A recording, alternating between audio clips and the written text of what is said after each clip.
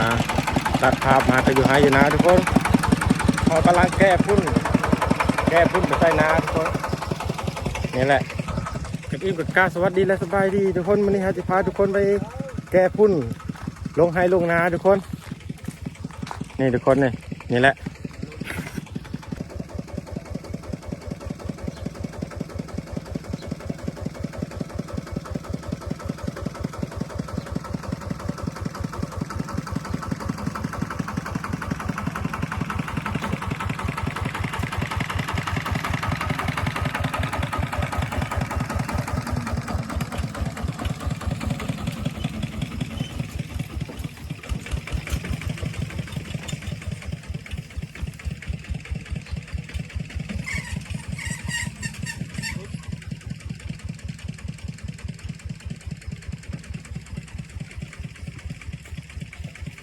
เนี่ยทุกคน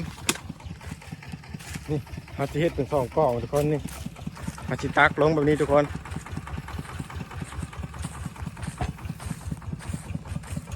นี่ทุกคน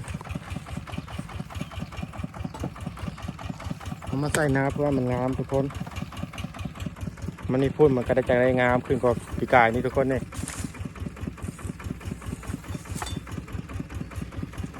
เข้ามากับพากกดไลค์กดแชร์ด้วยทุกคนฤดูกาลนี้ก็เป็นฤดูกาลแก้พุ่นแก้ยางทุกคน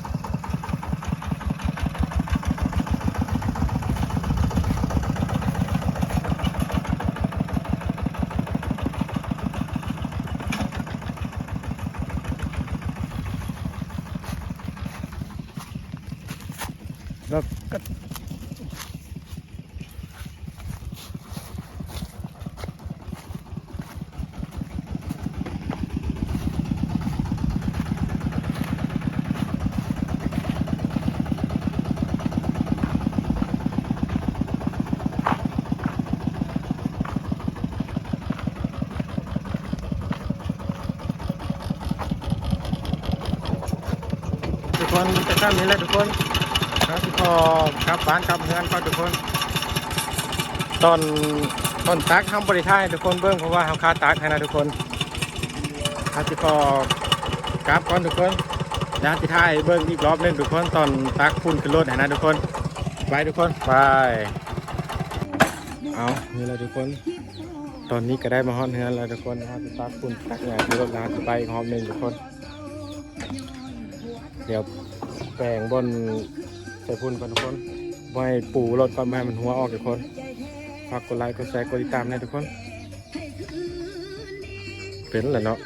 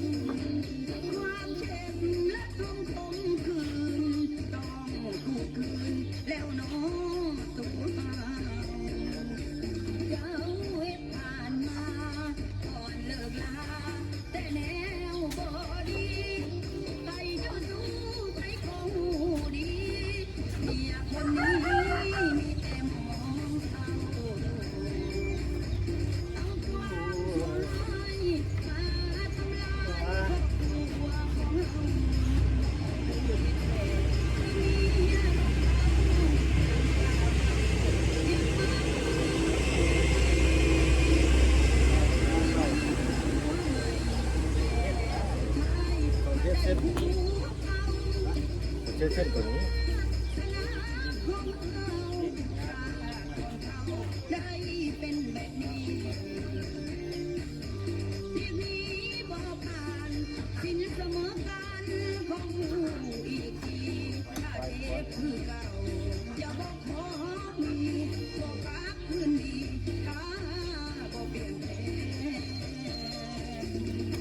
เดี๋ยวขอตักบุญก่อนทุกคนเลย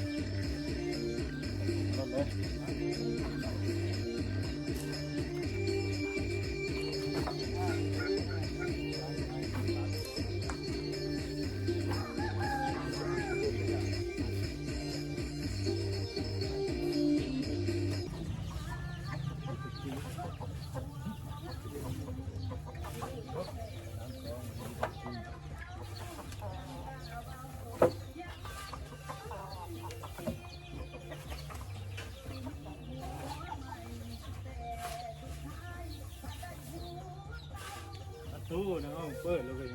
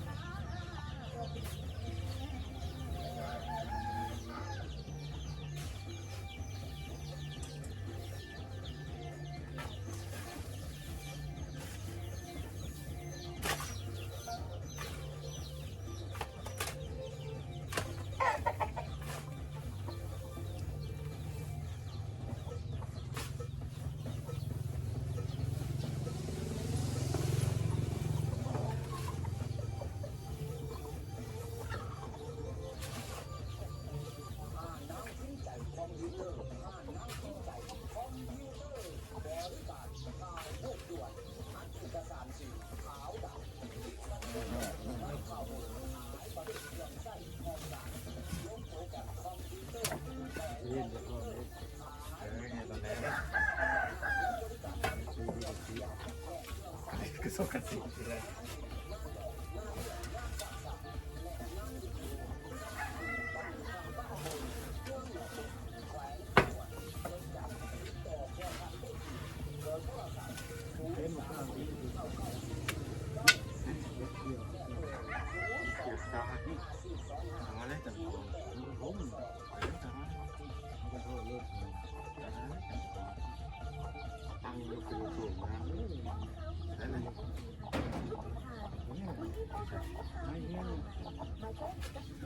ทุกคนขอทักพุ่นก่อนทุกคนเราจะถ่ายทุกคน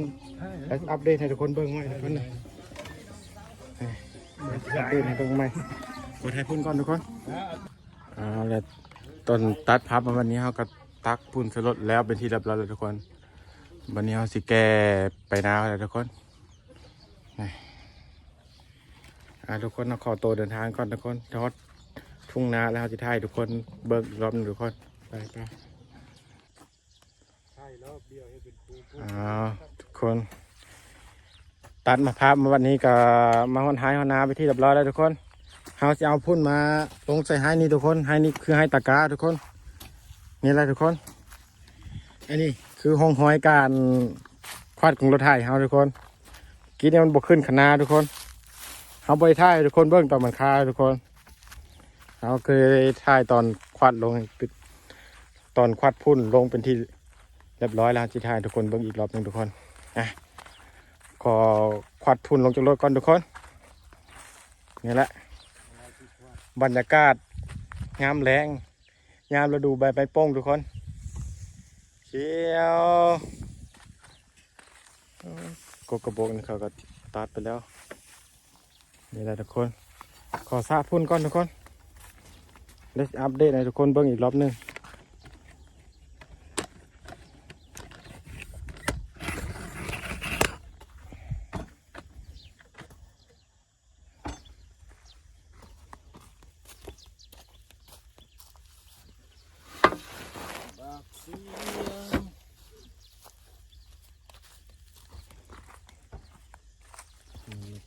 ก็ฮ้อนแดดโดนยามเที่ยงจมผมไม้ไว้จมไว้งานตกนั่งม้วนระเบิดนะใหญ่นะ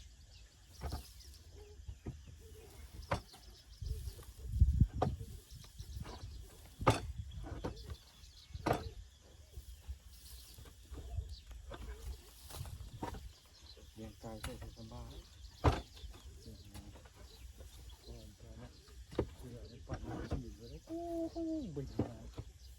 สัญญาณเป็นคนลักขนาดนี้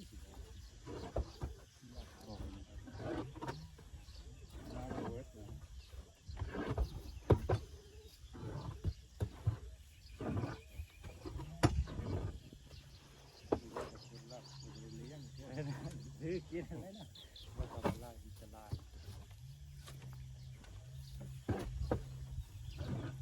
เพชรเลยเห็นเลยเพชรเนาะ